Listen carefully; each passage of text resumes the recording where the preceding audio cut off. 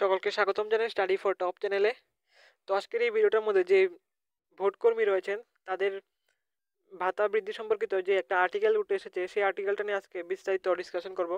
তো এখানে বলা হয়েছে ভোটকর্মীদের পারিশ্রমিক বৃদ্ধি করল নির্বাচন কমিশন। ভোট পরিচালনার দায়িত্বে থাকা সরকারি আধিকারিকদের সাম্মানিকও বৃদ্ধি করা হলো। একই সঙ্গে ভোটে নিরাপত্তার দায়িত্বে থাকা পুলিশকর্মী, হোমগার্ড, স্বেচ্ছাসেবকদের খাওয়ার খরচ বৃদ্ধি করল নির্বাচন কমিশন। এতদিন প্রিসাইডিং অফিসার এবং গণনা পর্যবেক্ষকরা দৈনিক ৩৫০ টাকা পারিশ্রমিক বেতন পেতেন। এবার তাদের পারিশ্রমিক বেড়ে হচ্ছে ৫০০ টাকা, অথবা কাজে নিযুক্ত চতুর্থ শ্রেণীর কর্মচারীরা এবার ৩৫০ টাকা বেতন পাবেন।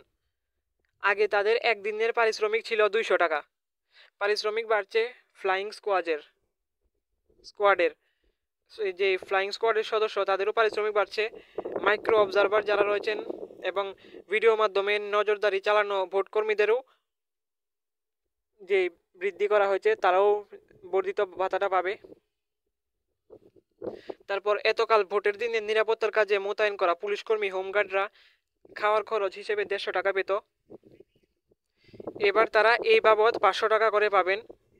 ভোট দায়িত্বপ্রাপ্ত সরকারি কর্মীদের মধ্যে শেষবার ভোটকর্মীদের পারিশ্রমিক কিংবা সাম্মানিক বৃদ্ধি করা হয়েছিল বিহারের ভোটার তালিকা সাম্প্রতিক বিশেষ যে নিবিড় সমীক্ষা, যেটা SIR, এই পর্বে গুরুত্বপূর্ণ ভূমিকা নিয়েছিলেন বুথ লেভেল আধিকারিক, অর্থাৎ যে BLO, সেই BLOরা।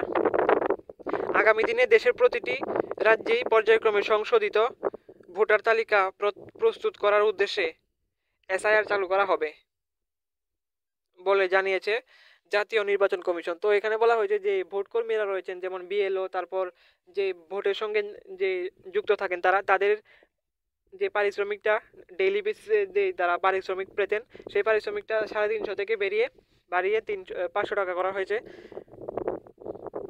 তো এটাই ছিল আজকের এই আর্টিকেলটার মধ্যে যা বলা হয়েছিল সেটা। তো আজকের এই ভিডিওটা এতটুকুই। এরকম ইনফরমেটিভ ভিডিও সবার প্রথমে পাওয়ার জন্য সাবস্ক্রাইব করুন আমাদের চ্যানেলকে।